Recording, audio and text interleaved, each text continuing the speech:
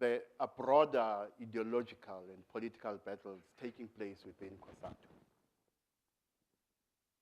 And I'm not sure I agree when you say we should rule out a split. Here are the scenarios for me. So far, when I listen to people talking about COSATU splitting, I hear them talking about COSATU splitting in the middle.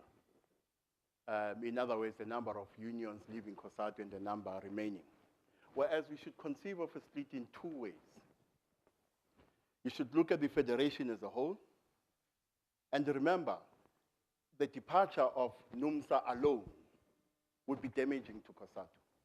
Because if at its special congress in December, NUMSA were to decide to split from COSATU and do so alone, COSATU immediately would lose about 300,000 members. That is nothing to sneeze at. But more importantly, if people like Erwin Jim are wrong about the balance of forces and the balance of support within the key affiliates in the federation, it is the affiliates themselves that might split. So you can't rule out the possibility that NUMSA itself might split. Is that a bad thing or a good thing? My view is that COSATU splitting, no matter how the split is configured, can be a good thing for workers if when old unions and unions that are formed as a result of a split decide to prioritize shop floor issues and the interests of workers. In which case you might deliver a stability to the economy because unions will be tempted less to engage in internal ANC and alliance politics at the expense of worker interests. That's one scenario. Another scenario is this. A split happens, no matter how it is configured. You have inter-union rivalry in different sectors of the South African economy. The competition becomes conflict, delivering conditions of instability in different sectors of the economy, and therefore instability in the economy as a whole.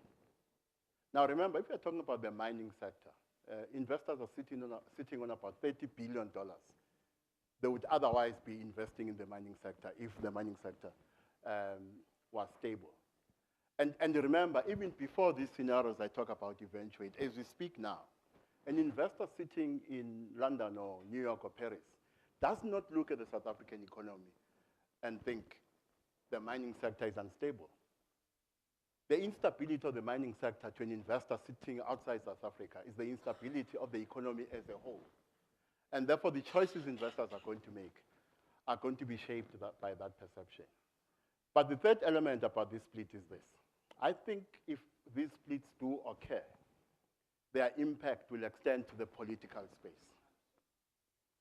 And one of the scenarios I paint in my article today is that that may not be a bad thing necessarily, in the sense that the fracturing might expand political choices for citizens, might lead to a plurality of choices and political actors in the South African political space. If the plurality does not lead to conflict, then the South African political space, as a result of what started inside COSATU, might be a more vibrant political space, a much more competitive political space than it is at the moment.